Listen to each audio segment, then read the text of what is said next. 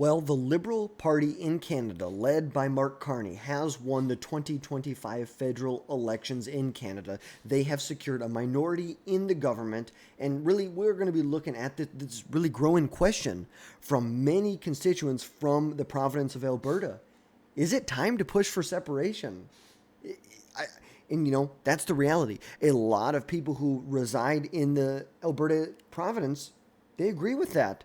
We have brand new data out, but it is very clear as of right now that the next government will have a liberal minority, so they are going to have to work with the other minority parties that are not the conservatives, the minority parties here, to get a clear majority. It's unclear as of right now if they're going to get to the 174, I think 174 seats that you need to have an outright majority. They're not going to get there, but it is very certain that Mark Carney will be the next prime minister from Canada. And we know just a simple, 6 months ago, a year ago, Pierre Poilievre was seen as the front runner. He was seen as the next replacement after a decade under Liberal control, under the Liberal Party, Justin Trudeau. It seemed very certain that the Conservatives were going to take control of the House of Commons in Canada. It was very certain. And we clearly saw there was a big change that started to happen. As soon as Trump announced major tariffs on Canada, whether it was for the fentanyl, whether it was for immigration, whether it was for for cars, for oil, whatever it was, when Donald Trump announced the tariffs on Canada, it created this national unity in Canada behind the most nationalist candidate they felt could defend their country against Trump. Trump has been talking about Canada being the 51st state, and Trump's even just said outright he thinks that dealing with a liberal in Canada would be easier than dealing with someone like Pierre Poilievre. He thinks it would be easier to get a deal for the United States if they have a liberal like Mark Carney lead in. Now, we know Mark Carney, he's 60. He is the former Bank of Canada and Bank of England governor and became the liberal leader in March of 2025 when Justin Trudeau resigned. And he had no prior elected office or elected experience before that, and really campaigned on economic expertise and countering the U.S. President Donald Trump. That was the big thing. That became the sole focus. It was no longer a referendum on the Liberal government, the last decade of Liberal control in Canada.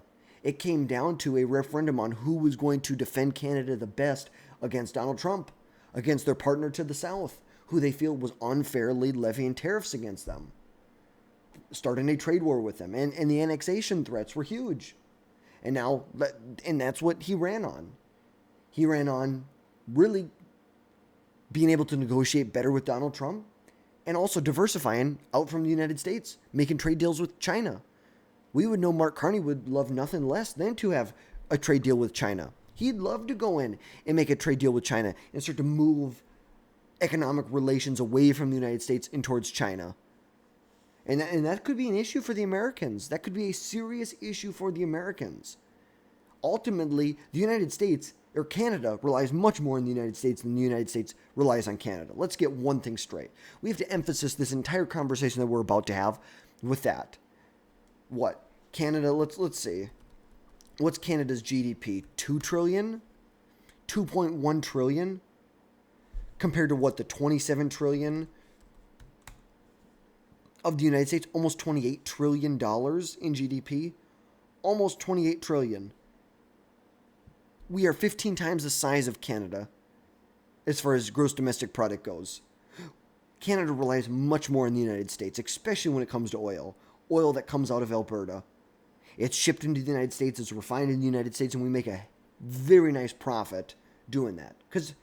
But the reality is not that long ago, 4 or 5 months ago, conservatives were leading by 20, 30 points in Poland. But the anti-Trump sentiment, the anti-annexation threats, the anti-tariff threats really is what propelled Mark Carney to win. That's really what propelled him there. And there's some new data out from the nonprofit Angus Reid Institute that finds, that Western separatism sentiment may increase if liberals win federally. Carney has the data in his favor. But look at this. Look at these numbers right here. Looking at Quebec, Saskatchewan, Alberta. 30% say if liberals form the next government, you would be okay with your province forming its own independent country. Saskatchewan, Quebec. There is clearly a sentiment against the rest of Canada. And it's very clear why. It's like no one is really surprised by this, you could say. Because when you know, there's two big things, maybe three big things. Two big things. Energy and equalization payments. We know Alberta has the strongest economy as far as a province goes in Canada. They are a net contributor to Canada's equalization program, which redistributes wealth to other provinces that don't make as much money, that have less GDP per capita, that are less prosperous. And it's estimated from 2007 to 2024 that Alberta's net contribution to federal coffers was roughly $250 billion, $240 billion, subsidizing the services in Quebec, in the Maritimes. This is a province that does not get as much money back from the federal government as from what they put in. They subsidize the rest of Canada. Canada could not survive without them. In 2024, Alberta's per capita fiscal contribution was roughly $13,000, compared with Ontario's, which was lower than $4,000, and Quebec's, which is below $3,000. It was like $2,500. $2,500. It was a negative $2,500. Quebec was a recipient. They did not net. They were on the receiving end of these equalization payments.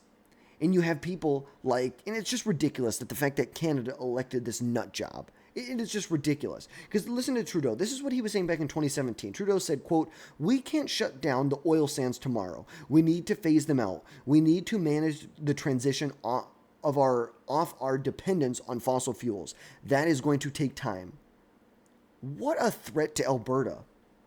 Alberta is a country, or is a province, that produces what? 17, 18, 19, 20% of the total GDP of Canada, when they account for like 9, 10, 11% of the population.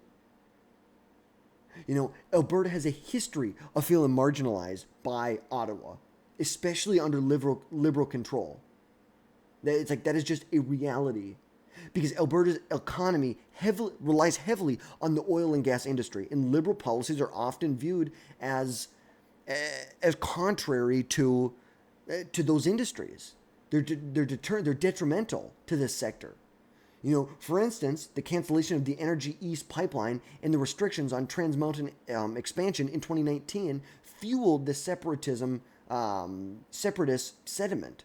And in 2025, a liberal win is feared to bring really even further regulation and taxes to Alberta, to places like Saskatchewan. It's like this is, you know, they've even floated the idea of a potential oil and gas export tax, which would cripple Alberta's economy. And the premier from Alberta has demanded the repeal of 9 oil and gas related liberal policies that warn that if they don't, there's going to be a huge national unity crisis on their hands. Because here's the reality: Canada could not survive if Alberta was not a part of Canada. Let's get one thing straight. And they have a great partner in the United States if Alberta wants to come this way. And there is legality behind this. In Canada, the Clarity Act, which has been approved by the Supreme Court of Canada, governs the process a province should follow to achieve separation. The first step is a province-wide referendum with a clear question. The size of majority support required by federal referendum is not defined. So ultimately, they could hold a referendum on this. They could do this. And like we said, that Angus Reid poll, let's jump back over here. This Angus Reid poll shows that 30% of Albertans would vote to leave Canada if Liberals win, which is up from 25% regardless of the election outcome. In Saskatchewan, 33% have a similar sentiment. While not a majority, this minority is growing under Liberal governance. And I guarantee you, if Ottawa decides to clamp down on Alberta with more taxes, more regulation, it's just going to fuel this. This is their economy. Their economy is agriculture, oil, and gas. And it will be a threat to national unity. Preston Mannon, who's the founder of the Reform Party, has clearly said it, that a Carney win would be a, quote, threat to national unity. It is a clear, it's clear groundwork for Western separatism. That's what you're looking at here. And now, granted, while the Premier of Alberta has not explicitly endorsed it, she has been, she's basically adjacent to it. She's basically there. She's basically aligned with these pro-separatist groups, and she fans the grievances of it, and I don't blame her. You look at the economy there. You have to look out for your own people in your own province. That's the reality. You have to look out for your own people. And Donald Trump, he'd love to have Alberta and their beautiful oil come to the United States. They would love to see that. And, I think Canada would be stronger if they had a conservative leader in Ottawa. I think it would be much better for Alberta. But ultimately, I'm from the United States. I'm looking out for the United States. Yes, Canada, elect a Liberal. Try and position yourself closer to Canada. We will absolutely destroy you economically. We will make you suffer at the end of the day. Our economy is 15 times the size of yours. Good luck. Good luck. You need us a lot more than we need you. You may be able to rekey relations with China in the next year or two, a small portion of it, but you're never going to be able to rekey, or at least in the next decade or two, what you have, the integrated supply chains that you have with the United States. It's just not going to happen. And you rely too much on Alberta. That's just a reality. Like we said, Alberta is a major agriculture hub. They process like 20 or 25% of Canada's beef and 30% of its wheat. It is also the largest producer of canola and barley, which, supports domestic food supply in a $10 billion agriculture food export business that they have. And Alberta's energy infrastructure, like pipelines, and its role as a logistics hub for Western Canada really facilitates this national and international trade that they promote. And its proximity to the United States and the border and the rail networks that they have the ability to, through pipelines, rail networks, that is what supports roughly a $200 billion cross-border commerce between the United States and Canada. And now, Alberta's reliance on oil and gas does make it vulnerable to global price fluctuations, yada, yada, yada. But they're more vulnerable to federal environmental policies, such as carbon taxes or emission caps, which will absolutely destroy. And it's going to destroy the contributions. And it's ridiculous. They're just going to send more and more money to these other provinces that make no money through equalization payments. Because Albertans, what they do is they pay more and they get less, which continues to fuel this resentment. In this exact poll right here, you want to look at fairness. Let's look at fairness. A majority in Alberta, Saskatchewan believe the province is not respected by the rest of Canada. Look at this right here. The percentage who agree their province is respected by the rest of the country: Alberta, 24%, Saskatchewan, 75% believe that they are not respected. That is ridiculous. Alberta and Saskatchewan. And, yeah, it is just insane. It is just absolutely insane. You're looking at 70%, 65% believe they're being treated fairly, or they're not being treated fairly. That's not good for Canada. And these Liberals better figure it out in Canada. And, I hope they don't, because I would love if Alberta became part of the United States. That'd be great. Trump wants to drill, baby, drill. We want to have access to more and more rare earth minerals, to the unearthed rare earth minerals, all of the beautiful, really, energy that's in the ground, things that we can use for microprocessors and chips and so many other things. But that's the reality. There's strained tensions because of these equalization payments. They pay more and they get less. That's just a reality. And, Canada, their economic stability and energy security really hinges on Alberta's resources and their fiscal strength. Because we know the rest of the provinces could not stand on their own 2 feet. They couldn't. They could not stand on their own 2 feet. Alberta is what holds Canada up. Canada depends on Alberta for energy, economic growth, fiscal sanity, fiscal transfers, and the equalization payments. Agriculture, labor. It's like they have such an outsized role relative to the amount of people that are there. They have such an outsized role as far as a revenue generator, national prosperity. But who makes the policy decisions in Ottawa? The people who do not represent Alberta. And that's how you get where we are right here. That's how you get where we are right here. And I think Donald Trump should play right into this. He should be willing to take Alberta in. I'd give him a great deal. Let's write them a check for $1 billion. Let's write them a check for $2 billion.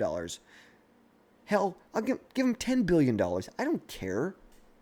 You know how much money we could make with that oil? We can make so much money with the oil there, the people that are there. And they want to separate. They want to separate. And you know what? It would also be more Republican seats in Congress. It'd be there wouldn't be senators there, but it would be more Republican representation in Washington, D.C. So, I hate to say it, but I'm kind of happy. I'm kind of happy that the Liberals won this. I'm actually happy. Because at the end of the day, and let's see where we're at right now. Things I'm sure have changed a lot. Let's see. Yep, we're at a 96% chance that it's going to be it's stayed basically the same over the last hour. Increased, actually. That there will be a liberal minority. They are not going to be able to hit this. 174? I forget what the number is that you have to hit. But yeah, like 174. But hey, I'm all about it. Bring on the separation. Bring it on. Welcome to the United States. I'd love to see it. Welcome to the United States, Alberta. Because the reality is, just to conclude everything, Alberta separation is here. It is. Most Albertans may right now favor staying in Canada. Let's see how it is when these liberal policies, they double down on their green climate, the Green New Deal scam. Let's see how the people in Alberta feel when they now have another tax. They may be pissed off because there's a tariff from the United States. Well, what happens when there's a carbon tax from Ottawa? Come to the United States, there's going to be no carbon tax and there's going to be no tariff. Your province will be so prosperous, you won't even know what to do with all the money that you're going to have. But that's going to wrap things up for today, folks. Let me know your thoughts down below. Do you think Alberta will separate? Do you think they're going to hold a referendum? I think they will. I think they should. Welcome to the United States. 51st state. I'm calling it right now.